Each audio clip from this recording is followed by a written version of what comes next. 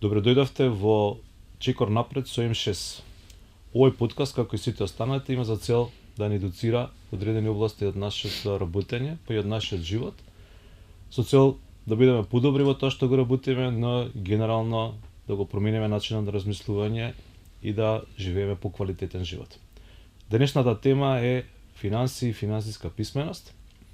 Секоја компанија, независно дали е од малечка со еден човек фирма или има 10 вработени, во основа треба да извршува три основни функции.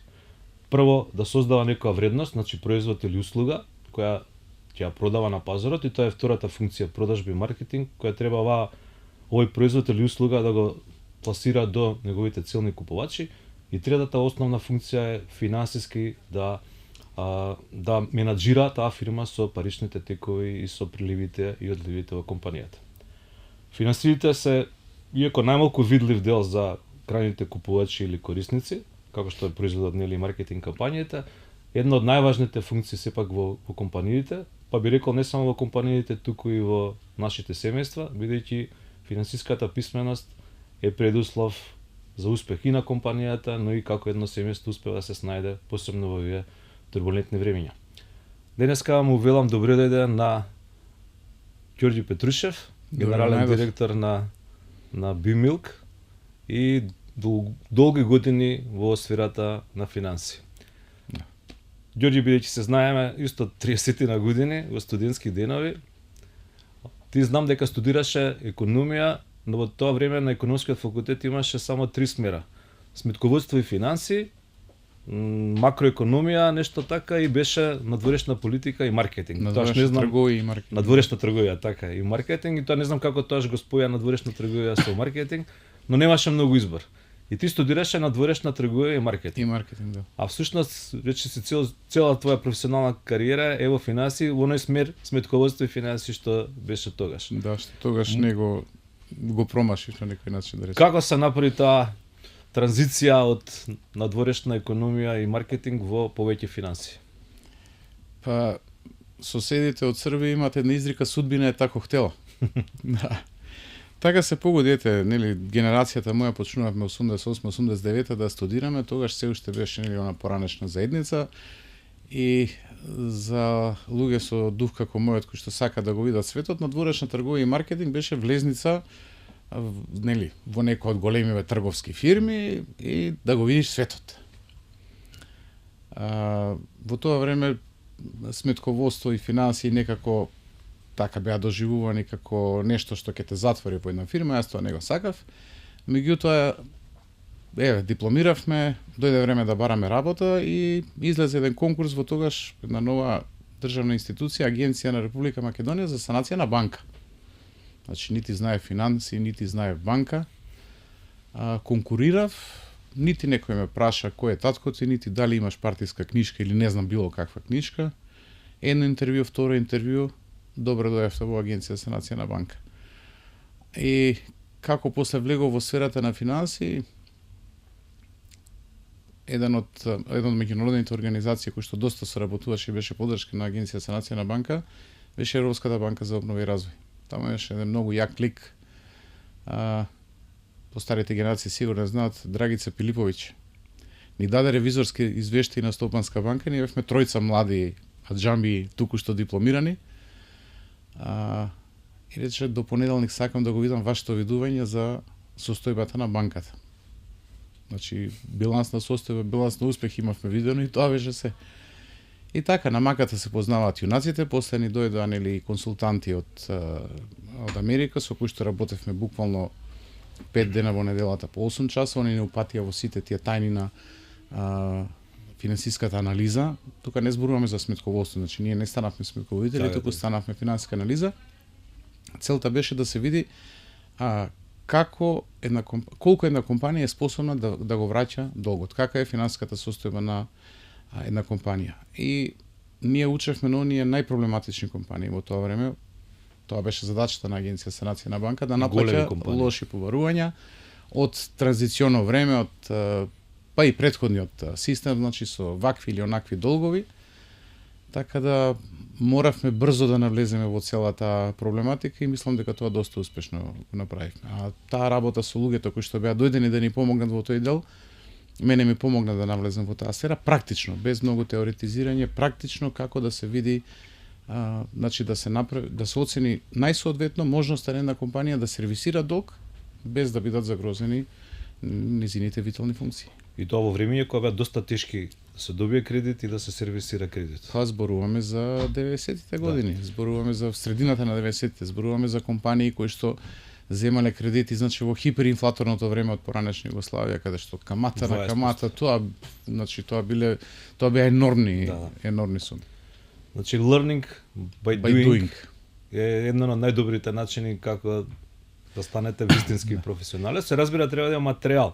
Аз не сакам да ги подсерам со ова нити бизнис школите кои што се работат финансии. Сега потоа во текот на животот видов дека сепак едно формално образование е наалка која ми недостасува, па го надокнадував тоа преку само едукација или преку професионална едукација на разни семинари, на студиски посети, на практична работа, меѓутоа без да се вложи труд, без да се сака, тоа нема шанса да се успее. Без да се сакаат предизвици, пошто не секој е спремен да се соочи со нешто непознато, поготово во тие турбулентни времења и во тој сектор финанси. Да. Рековме ќе говориме за финансиската писменост. Како би ја дефинирал ти финансиската писменост? Кај компаниите, па и кај семејствата? Ќе се обидам едноставно да го кажам тоа. Како да научите да читате и пишувате само за пари. Значи, тука не се работи за некакви со бројки, да. А и тука не се работи за некакви сложени математики или за не знам нешто што никој не може да го совлада. Туку се работи за тоа да научите како иде текот на парите, како тие влегуваат во една компанија, па или семејство, како со нив да управувате, да правите разлика од тоа што се пари на компанијата или на семејството, што се пари на доверителите или на надворешните лица, и да знаете колку може да потрошите, како паметно да инвестирате. Или на друг начин кажано, деловните финансии се начин да носите одлуки на база на факти и анализи, а не на база на интуиција. Да вложите во некоја технологија затоа што така ќе ви донесе поголема продуктивност или ќе ви овозможи заштеди или ќе ви овозможи да донесете, да навлезете во некој нов производ, да тој производ стане поевтин и така подостапен за потрошувачите. За колку време тој ќе се врати таа инвестиција, отколку да носите одлуки затоа што ви се допаѓа некоја технологија или сакате да бидете прв во нешто или слично и во семејството, нели? Ние сите сакаме да возиме оваков или онаков автомобил, меѓутоа секој треба да се пресмета. После не може да го сервисираме. Така е. Не е само да го купиме, нели? После тоа треба да тековно и да се одржува, инаку ќе пропадне. И со тоа пропаѓа многу брзо и нашата инвестиција, да речем. Иако во овој случај тоа е инвестиција во потреба, па до некаде и во задоволство. А веќе ми одговори на тоа што сакам да те прашам, колку се битни, да. Предвидуваш. Да. Што исто една битна одлика на добри менаџери да предвидат што ќе се случи.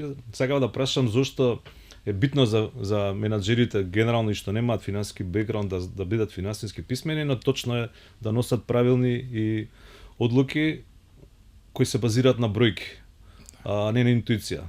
Дали мислиш дека во Македонија се уште има собственици пред се, па би рекол и директори, кои своите деловни, во минатото тоа беше многу често, своите деловни одлуки ги базираат на интуиција и на тоа дали им е нешто симпатично, им изгледа повеќе на осет, отколку на бројки. Дали уште постојат такви компании што или најдобри со ние што имаат комбинација бројки и осет, бидејќи на крај бројките те насочуваат, но треба она што се вика common sense, некоја логика, да знаеш дали може бројките да викаат супер е, ама пак нешто да те закочи и да не влезеш во тоа. Па, ако нема интуицијата и визијата, нема ни прогрес, нели? Тоа е во јадрото на секој претприемачки дух, да кажем. Меѓутоа, финансиите се тука да им укажат на собствениците на капиталот. Јас ќе го избегнувам терминот газди. Тоа, мислам, грубо, некако грубо не звучи. Може би било актуелно за пред 100-200 години, ама сега веќе не зборуваме за газди и аргати, зборуваме за собственици на капитал. Значи, предприемачкиот дух, интуицијата ги води, нели, да препознаат можности тамо каде што никој од нас не може да види. или никој од другите не може да види. Меѓутоа, улогата на финансиите е да им помогне на собствениците на капиталот да сепак осознаат, да донесат информирана конечна одлука дали таа технологија или таа инвестиција одговара на можностите на компанијата, дали периодот на враќање на таа инвестиција е разумен и компанијата може да си го дозволи, или пак тоа треба да биде оставено за некои подобри времиња кога компанијата финансиски ќе, да речеме, зајакне. Ако е тоа некој стартап или ако е некоја компанија која поминала низ финансиско или деловно преструктурирање. Така да, меѓутоа, во целата приказна, нели, во цел тој спој, не е само улогата на финансиите да знаат финансии. Секој од другите менаџери исто така треба да има барем основни познавања. Значи, линиските, функционалните менаџери, така да ги речем, дали се тоа менаџери на операции или на маркетинг или на продажба, од нив никогаш нема се очекува да направат финансиски извештај или да водат сметководство. Меѓутоа, едно основно разбирање на финансиите, на показателите на фирмата, па и на импактот на нивните оперативни секојдневни одлуки. Значи, линискиот менаџер можеби не ја носи стратегијата на компанијата, тај сепак работа на собствениците, меѓутоа со своите секојдневни одлуки, тие влијаат врз состојбата крајниот резултат. Врз крајниот резултат, и секој од нив треба да знае како таа негова одлука придонесува на општиот успех на компанијата. Односно, треба да се биде спремен да се излезе од сопствениот силос. Јас барем тоа се обидувам да негувам во компаниите каде што работам, да нема затвореност по силоси, и освен мојот ова не е моја работа. Не е моја работа, не ме интересира. И како сите треба да ни интересира, затоа што на крај сите ние придонесуваме за долната линија, а таа укажува на успех, неуспех, прогрес или стагнација. И генерално, под моје искуство, најдобри се оние фирми каде што ние три функции основни што ги кажав на почеток: продажба, маркетинг, операции и финанси, всушност делуваат некако три одвоени множества, туку се испреплетуваат. Така. И оние компании што успеале изградат такви тимови што и од маркетинг и продажба знаат да препознаат, да финансиски да размислуваат и да размислуваат од аспект на производство и обратно, тие се веројатно најуспешните компании.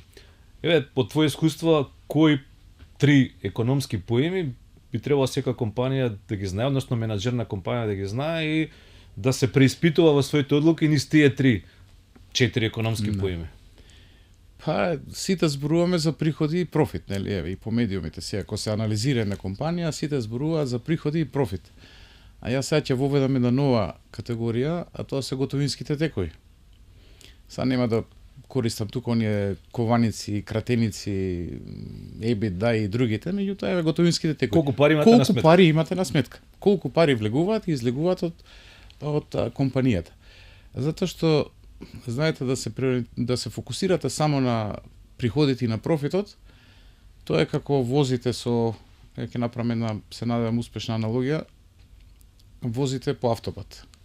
И гледате само која е брзината и се радувате дека возите 200, 230, и поминувате другите. Е моќна, ги поминувате другите и се радувате, се е тоа супер. Ама не обрнувате внимание на горивото. И најнаш ќе нема гориво. И сите ќе ве поминат по патот. И сите ќе ве поминат, вие ќе мора да станете покрај патот. Значи, паричните текови се крвотокот на компанијата. И тоа мора да го знае секој менаџер. Например, во продажбата. Мора да знаете кој ќе биде импактот на рабатите и дисконтите кои што ги давате. И колку е сигурен за наплата? За наплата. Клиентот. Да, јас сум имал колеги кои што викале: наплатата не е моја работа, моја е да продадам. Мојот контрааргумент на тоа беше: добро, тогаш не ми треба продажба, јас ќе ги отварам капиите од фирмата, нека дојде секој, нека се послужи колку му треба, па ќе плати кога сака и ако сака. Значи, циклусот завршува, и тоа без оглед дали го измислил Маркс или Енгелс или не знам кој, циклусот е пари, стока, пари. Значи, тоа е правилото од кое вечно правило од кое нема бегање. Значи, целта е да се наплатиме затоа што за следниот циклус на производство ќе треба да ги платиме нашите обврски, треба да ги платиме нашите вработени. Треба да ни остане да инвестираме во нова технологија. Или можеби ако сме нестрпливи фирмата сама да генерира доволно резерви и парични текови, ќе позајмеме, меѓутоа тие позајмици во иднина треба да се сервисираат, така. Затоа паричните текови фактички се и она и кога се анализира една компанија и па дури и кога е под да кажем надзорот на јавноста, на медиумите, треба малку да се види и тој аспект. Затоа што има профитабилни компании кои што се мачат со паричните текови, со ликвидноста. Од друга страна, ако некоја компанија покажува загуба на хартија, тоа не значи дека е целосно останата без пари. Тие се профитот и паричните текови се надополнуваат едно со друго. И добре кога одат паралелно. Вие имате раст на профитот, а раст на реалните парични текови помал, тоа значи дека имате зголемени побарувања, што можеби нема да може да ги наплатите. Да, или тоа може до одреден момент ако имате резерви. Вложувањето во побарување може до одреден момент да биде извор на раст на продажбата и на приходите. Ама не вечно. Така. Треба да се знае таа која е крајната граница на одржливост. Или да речеме во маркетингот. Вложувањата во маркетинг, еден маркетинг менаџер треба да знае кој е return on investment, враќањето на инвестицијата. Што тоа вложување во одредена маркетиншка активност ќе доведе како резултат на фирмата. Дали тој ќе биде поголем пазарен удел или ќе биде освојување на нов потрошувачки сегмент, некои производи со додадена вредност. Или подобрување на имиџот некогаш и тоа е, па тоа ќе индиректно ќе креира поголема побарувачка. И тоа е едно од потешко мерливите работи, меѓутоа нормално дека и имиџот на една компанија и здравјето на брендот кој што го носи таа компанија секако дека си има свое влијание. Или менаџер на операции, на пример, треба да знае колку секој иновативен зафат ќе донесе заштеди. Меѓутоа, ако таа заштеда е резултат на милионски вложувања, тогаш треба да видиме дали се исплати да се направи. Значи, дека термините како што се return on investment, EBITDA, тие дали ги earning before interest, taxes and amortization. Да. Дали ги користиш ти во твоите одлуки, во носење на одлуките, дали во нешто треба да се влезе, да не се влезе? Претпоставам дека ти се еден од параметрите. Па секако. Значи, примарниот таргет на една компанија, да кажеме, кој што е корпоративно организирана е EBITDA, затоа што тоа покажува колкав потенцијал на пари, колку пари таа фирма има генерирано и колку е на располагање за покривање на тековното работење и инвестиционото работење. Меѓутоа односно собствениците на капиталот ги интересира и нето добивката.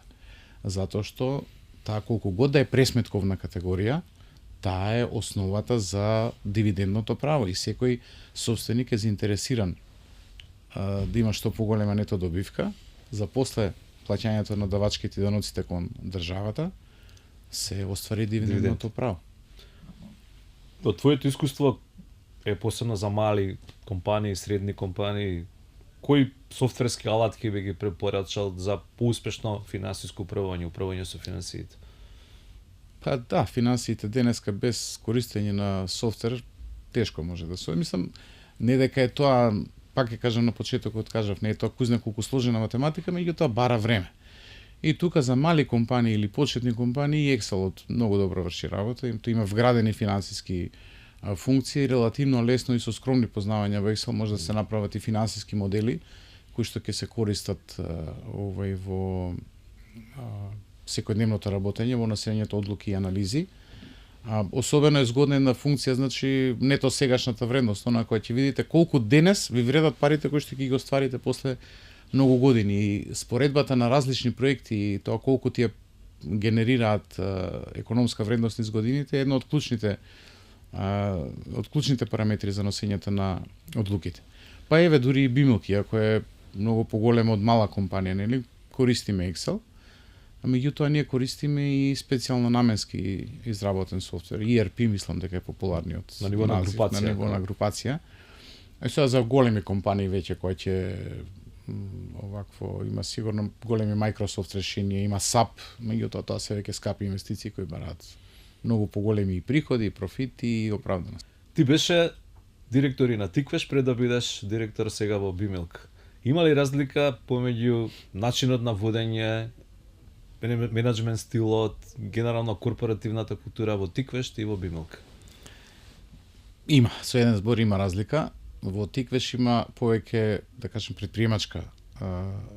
предприемачка култура со еден доминантен собственик кој што ја води ја води целата работа и има разлика додека во BMilk една корпоративна структура со инвестиционен фонд каде што повеќе се работи по да кажеме некои корпоративни правила и рамки, каде што одржливоста е, нели, и спор ама стабилен раст е клучната цел, да кажеме.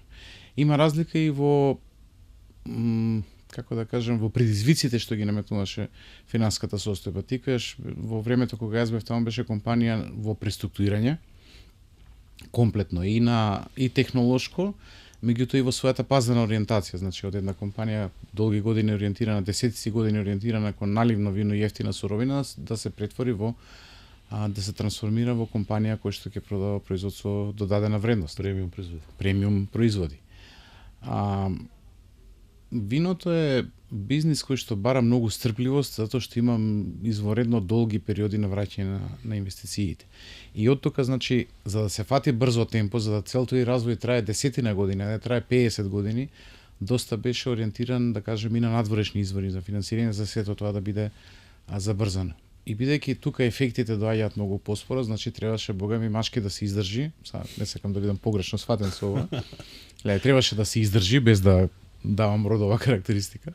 Требаше да се издржи тој период, да се премости периодот на вложување додека почна се гледа резултати. Почна да се гледа резултати. И денеска ти веќе ужива во тие резултати. Е компанија етаблирана со, значи, присутна на повеќе пазари, со силна профитабилност, со доста пораснати приходи во однос на тоа време, меѓутоа требаше да се премости. Тогаш, да кажеме, главни пријатели не беа банките, или добавувачите со кои што моравме да се бориме да бидат стрпливи со нас и заедно со нас да го градат патот. А сега се купувачите, големите купувачи. Големите купувачи, да. Во BMilk веќе најдовме една компанија која што ги имаше поминато тие работи, каде што износот на кредити е нула.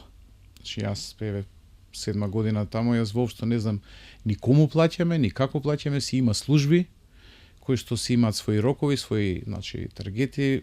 Се грижам за општиот финансиски менеджмент на компанијата, не навлегувам во детали, затоа што нема потреба, компанијата е стабилна, а ни се одобрува финансирање или инвестирање толку колку што ќе ствариме, толку колку што ќе створиме приходи и разлика во тоа. Значи ние сме само финансирачки. Дали може побрзо преку позајмици, секако дека може. Меѓутоа, ние како менеджмент мора да работиме во рамката која што ја определиле собствениците, а тоа е само одржливост на операциите. И тоа не важи само за BMilk, туку и за останатите компании кои што се во групацијата, така да различни се и предизвиците, различни се и да кажеме и состојбите со кои што се соочувам секојдневно. Но верувам дека од двете компании научи или носиш со себе, понесе со себе нешто што е, како да кажам, трајна вредност во финансиите и ти користи, и кога би се вратил назад, би ти користела и кога би продолжил напред од BMilk, може би во друга компанија. Секако. Би била некоја искуство, патина што се вели професионална, што не може да се добие веднаш после завршување на формалното образование. Не, нити се добива веднаш после формално образование, нити со пари се купува. Значи тоа треба да се одживее. Треба да се одживее и да се одживее и да се одработи. Клучниот збор е да се одживи и да се одработи. Тиквеш ме направи отпорен, резилиент, како е сега, значи Одсрсна. Да, затоа што нели, тоа беа навистина предизвици, тоа беше секојдневна борба со напредокот, со развојот. Овдека пак имаме друга, ако таму да кажеме беше еднаш годишно се случуваше набавката на суровината, дека имате секој ден. Да, континуирано. Дека секој ден е пак друг предизвик, друга борба, да се одржи количината на производство, да се подобри квалитетот, да се убедувате со фармерите да воведат некои да кажеме напредни технологии на фармски менеджмент, да изнајдете средства во компанијата да им помогнете во тоа, дали со вложување во опрема или вложување во обнова на сточниот фонд или пак едноставно со едукација во некои модерни техники и практики на фармски менеджмент. Значи секоја планина своја тежина. Далеко од тоа дека е тука лесно и бајно и сјајно. Значи гледате овде дека работиме веќе 4-та година и под разни мерки и ограничувања, тоа секој го на Екстерни фактори кои не можеш да влијаеш. Екстерни фактори на кои не можеш да влијаеш, на кои што мора да се прилагодиме. Меѓутоа се снајдовме со ковидот, преживеавме, па Сите фирми мислам дека излегаа малце по цврсти, по отпорни на надворешни фактори после ковидот. Сите што успеа да се адаптираат. па да, еве ние 20-та беше година на преживување, така. 21 веќе помалку се опуштивме и ние во таква една година размислувавме ај сега што друго да направиме во компанијава и тогаш го направивме проектот за фотоволтаици. Да, тој се реализираше во овој 23-та дури, меѓутоа требаше да се озре времето. Да, некои работи треба да ферментираат, некои одлуки. Така. Според тебе, кои се најчести грешки што ги прават менаџерите од аспект на финанси, или кои се и заблуди што луѓето ги имаат околу финансиите, дека треба многу да знаат математика, дека е сложено, Па кои се митови некои?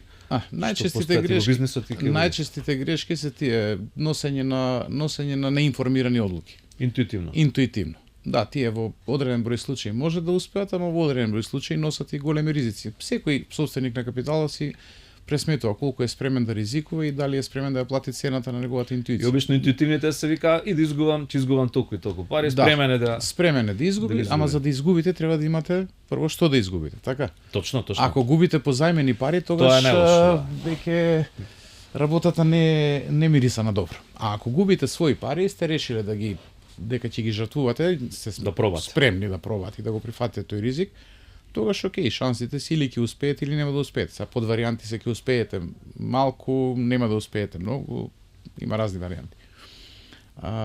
Заблудите се исто дека ако имам многу пари ќе бидам среќен. Мислам дека подобро е да знаеме да управуваме и да ги менаџираме тие средства со кои што располагаме. Затоа што сведоци сме многу голем број на луѓе кои поготово од овој светот на забавата ќе дојдат најнаш до огромни богатства и тога што се прави?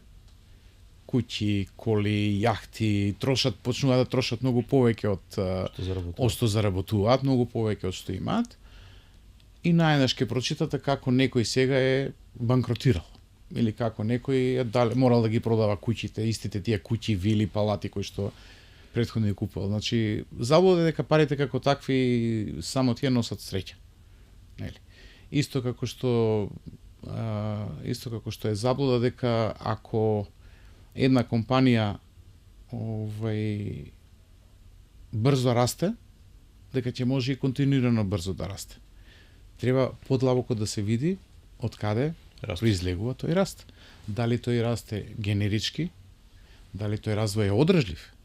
Затоа што ќе спомнам пак примерот, можеби ќе бидам малку и досаден да се повторам. Јас ако ги отворам капиите, сигурно ќе продадеме многу. Да. На хартија. Ама не е одржливо. Ама дали е тоа одржливо? Што правиме кога ќе треба да ги платиме, нели? Оние од кои што купуваме суровини и репроматеријали. Па и платите на вработените, да не ги заборавиме. И најчесто исто заблуда по мене е тоа, и мислам дека разговаравме тоа пред да почнеме со подкастот, што луѓето истоветуваат профит и ликвидност. Да, но имаше ти една добра компарација со америчката агенција. Да, па едно од институциите каде што нели навлегува во сферата на финансиите беше FDIC, Federal Deposit Insurance Corporation. Тоа е федерална агенција која што ги осигурува депозитите на граѓаните во банките за да бидат сигурни нели дека нивните депозити во случај на криза или пропаѓање на банката, нивните депозити ќе бидат надоместени. И нивна задача, поради тоа што они не сакаат да губат пари, нели, нивна задача е да ги одржуваат банките во здрава и добра кондиција. И кога ќе влезете таму во холот, ве чека еден огромен транспарент кој вика Net profit does not repay loans. Cash flow does. Значи, нето добивката не ги враќа кредитите, туку готовинските текови ги враќаат. И затоа, да, апелирам и до сите кои што сакаат да навлезат во сферата на финанси, па и до оние кои што ги следат компаниите во Македонија, дали професионално или заради интерес, малку да го гледаат и тој аспект на нештата. Тоа важи и за семејствата кои посебно сега се нели актуелни брзите кредити, кои земаат кредитот без при тоа да анализираат дали можат да го враќаат, посебно кога е со големи камати. Не само брзи кредити во банка. Па и во банка, па и во... Јас неодамна имав случај еден познаник, не би рекол дека е познаник кој што, не знам, поземил од банка и кога малку дошол во криза ги вратил кредитите со брзи кредити. Кредитите во банката ги вратил со брзи кредити. Поскапи пари. Затоа што прочитал дека има нула камата. Такво нешто не постои. Да, тоа е едно од... Пари без пари, не знам. Дојди земи ги, па ќе видиме. Обично заложуваат 3-4 пати повеќе имот од тоа што го земаат и се добедуваат како семејства цели во непријатна. Јас лично во пари без работа и без мотика не верувам. Па затоа можеби кој ќе ме прашаат, често ме прашуваат, нели, која била твојата најдобра финансиска одлука? Па една од најдобрите, ако позборам за поранешните фази во животот кои уште не бев на менаџерски функции, е тоа што ги натерав моите да се воздржиме од тоа скромната заштеда тогаш да вложиме во ТАТ. Тогаш беше многу модерно. Да, 90-тите. 90-тите сите вложуваа во ТАТ. Да, тоа бива со 20% камата. Да, тоа може ако го јавнете бранот веднаш и на време излезете, меѓутоа кој од нас на време излегува? Да, никој. Никој. Сите викаме уште малку, уште малку. И пап, еден ден пукна балонот. Јас некако тогаш можеби беше повеќе интуиција. Тогаш ако гледаш по бројки, да, ама интуитивно. Тогаш беше интуитивно нешто тука не ми штимаше. Ете, ние не влевовме во таа шема, не добивме, а не изгубивме. Се останавме просечно македонско семејство, кое што има скромна заштеда во 90-тите години. Некои велат дека лакомоста го врти светот и го движи напред, таа желба токму таа нешто повеќе и повеќе, но тоа веројатно важеше барем 50 на години наназад. Мислам дека сега би требало да не биде само желбата за заработка, туку и колку вие можете да го промените општеството и да ставите трак позади тебе со тоа што го работите. Колку добро може да направите и за останатите, не само за вас или за вашите вработени. Да. Greed is good заврши со Гордон Геко, мислам. После тоа веќе 2000-тите години, последните 20-тите години, да, парадигмата не би требало веќе тоа да биде. Последно што да речеме удржливоста на која сите говориме, нели, вели не треба више да има еден P на bottom line да биде профит, туку вика triple bottom line, people, profit and planet. Значи сега веќе требаме да се грижиме и за поширокиот контекст во кој работи нашата компанија. Алчноста може да повреди големи гиганти. Да. Значи една Deutsche банка која што 150 години обстојувала на традиционалниот систем, каде што има надзор, каде што има менеджмент кој што се грижи за стабилен раст. Мислам, крајот на 90-тите, пред 20 и нешто години,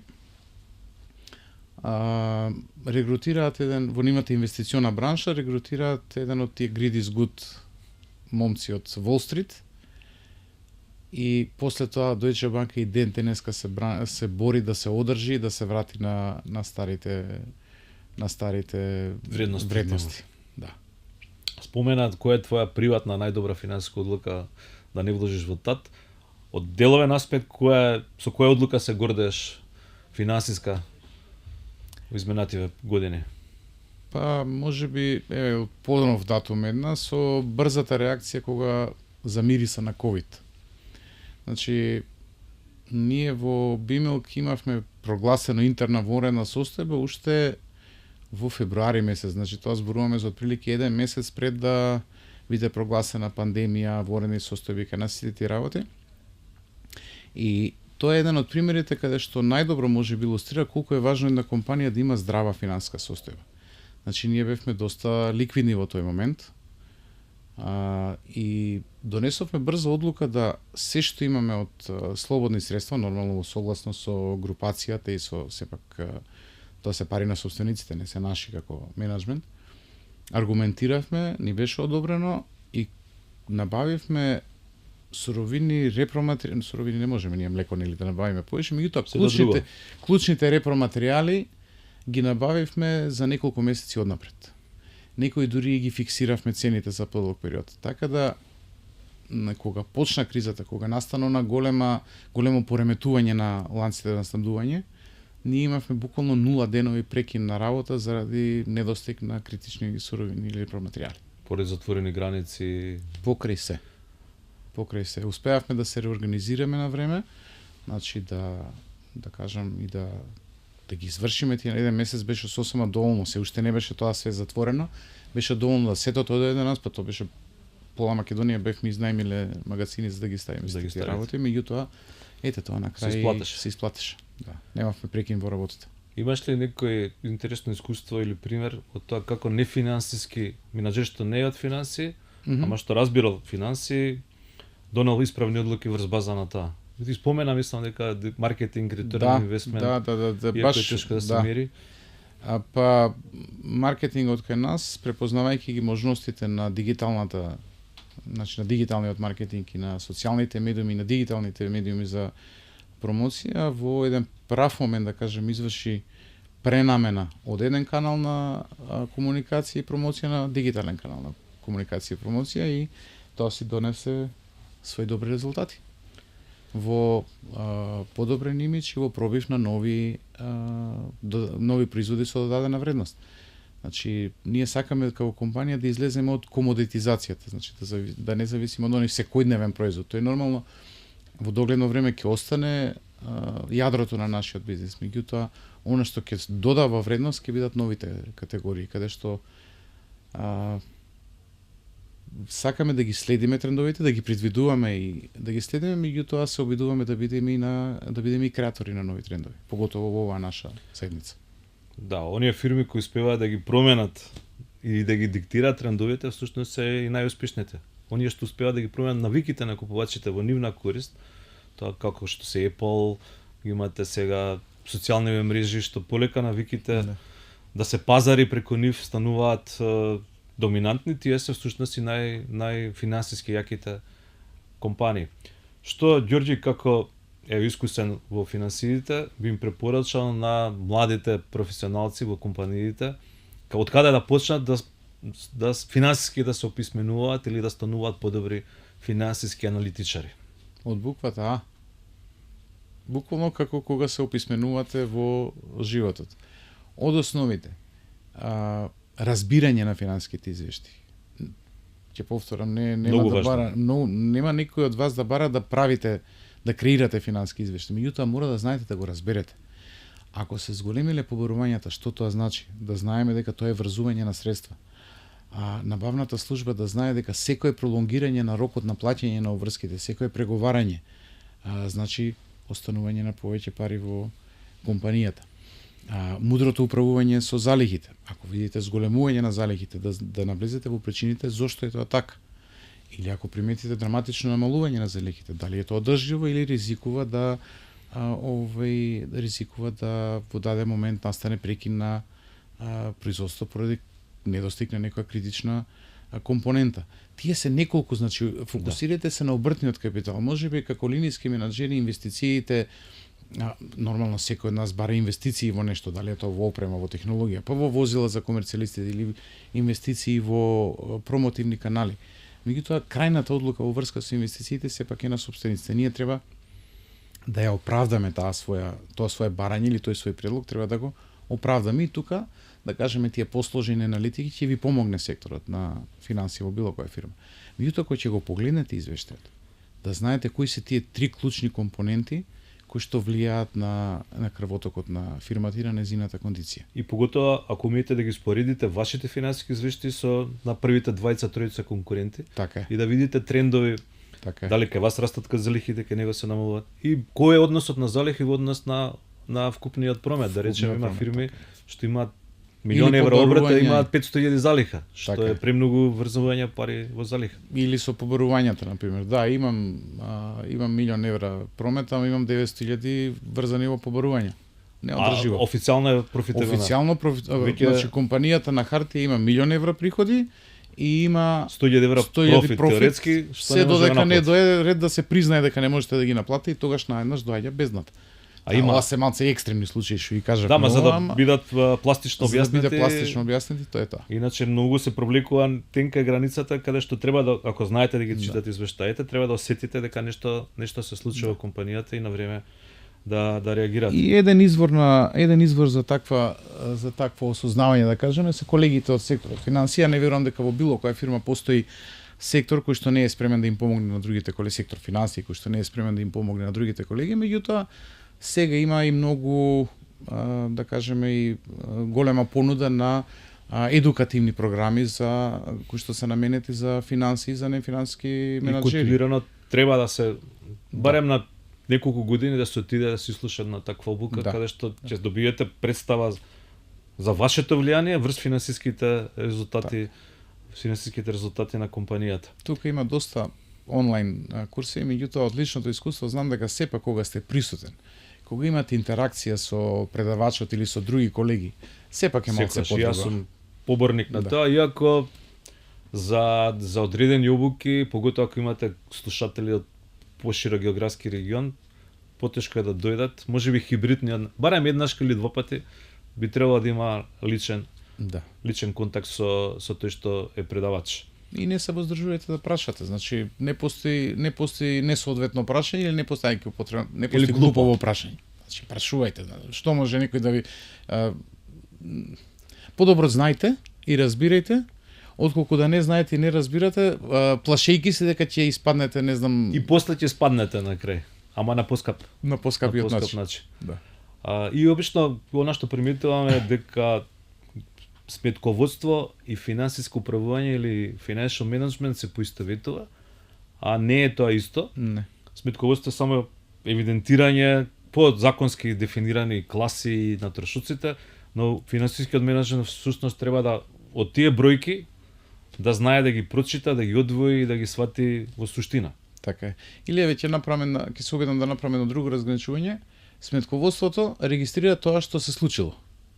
Финансискиот менеджмент на основа на тоа што се случило и на основа на некои своји предвидувања и анализи развива модели со кои што предвидува што ќе се случи. Затоа што минатото, нели, е секогаш како беше историја магистра вита ест. Така латински малку да. Историјата е учителка на животот. Сметководството ни кажува што се случувало и трендови ни покажува. На основа на тоа финансискиот менеджмент треба да види каде се добрите страни, каде се послабите страни во една компанија, каде има простор за напредување, каде треба интервенција за да не дојде до негативен ефект врз компанијата. И пак ќе речам предвидувањето, значи многу е клучно е да се предвиди и тоа да биде базирано на некои издржани претпоставки, а за тоа треба да имате значи многу други изворни информации. За тоа ви треба линиските менаџери, така е, продажбата да ви каже што се случува. Маркетингот да ви представи какви трендови или да ви направи паралела кога имало такво и такво вложување, таква и таква активност, да ја утврдите корелацијата меѓу вложувањата во маркетинг и резултатите на пазар. Или на пример секторот за операции да ве храни со информации какви нови технолошки трендови или какви нови менеджмент техники. Во компанијата кај што сега работам доста се вложува во лин менеджмент, во кајзен, значи тоа е цела филозофија, значи со што помал отпад или нула отпад. Или да речеме мерење да постават мерни точки каде што тоа ќе се намали. Така е, меѓутоа ако секторот операции не ве нахрани со такви информации, вие не ќе можете да го нахраните финансискиот модел за предвидување во иднина. Така и суштината за носење прави одлуки е да имате прави информации, а тие прави информации може денеска да ги добиете посебно во вас ера на интернет на of things, каде што може да мерите на многу точки во вашиот supply chain што се случува вашите операции, па и на пазарот можете да доста брзо да ги собирате информации.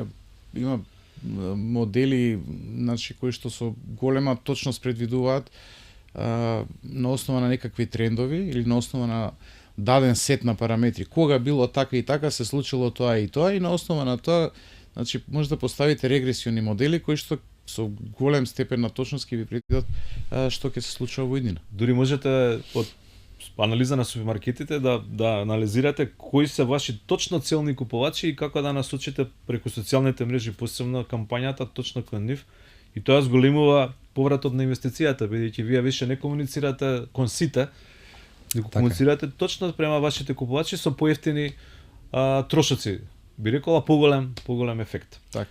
На крај, Ѓорѓи, што би било совет последен? Еве дискутиравме дека профитот и ликвидноста се две различни работи, може да одат заедно, но не секогаш одат заедно, дека сметковедство и финанси, управување со финанси не се исто, иако финансиското управување користи информации од сметководството и треба да предвиди за иднината каде треба да се движи компанијата и што треба да прави.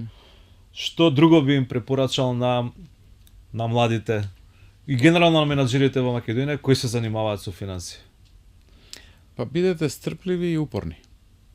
Значи, немојте да залетувате во добивки преку ноќ, затоа што добивка преку ноќ може да донесе и загуба преку ноќ. Носете информирани одлуки на база на темелни анализи и мислете и на одржливоста. Значи, не само на вашата компанија, туку и на општеството околу неа. И тука за крај, кај би ја ставил интуицијата? Дали уште е валиден фактор интуицијата, пошто ако гледате сите, ако го прават тоа, сите компании би биле исти.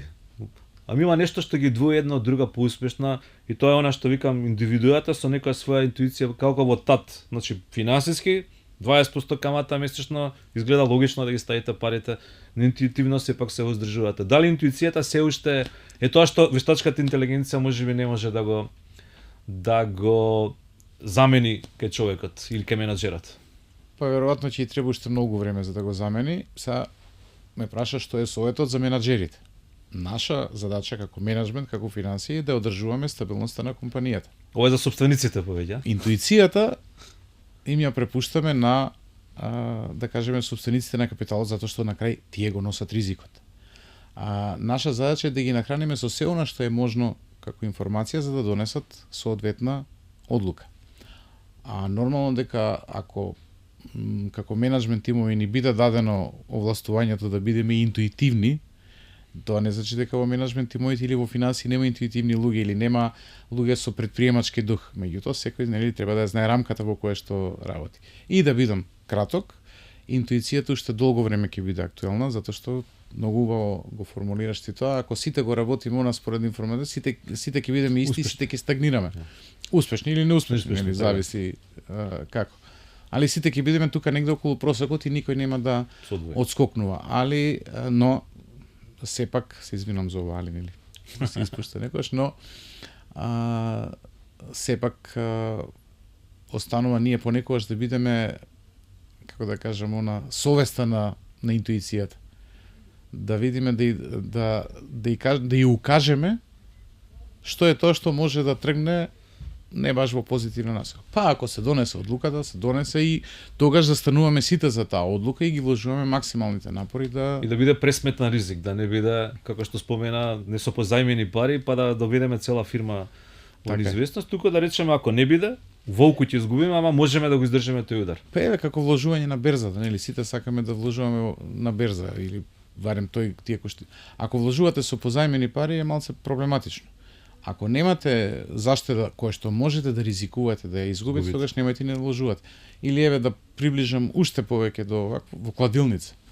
Ако одите со позајмени пари, може ќе добиете, ама може ги нема да добиете. Уште поише ќе се задолжите. Може уште поише ќе се задолжите. Ако имате во џебот пари кои што во моментот не ви требаат и речете добро. За забава, тогаш одете. Ти благодарам, Ѓорѓи, за гостувањето, за корисните совети што ги добивме и разговорот и интересните теми што ги разменивме и мислења. Се надам дека им бевме на интересни на нашите гледачи. Ви повикувам да продолжите да не следите и можете нашите подкасти да ги гледате и на YouTube и на Spotify и преку социјалните мрежи. Денешната тема беше финанси и верувам дека сите по нешто научивме од денешниот разговор. Благодарам. Благодарам, Филип.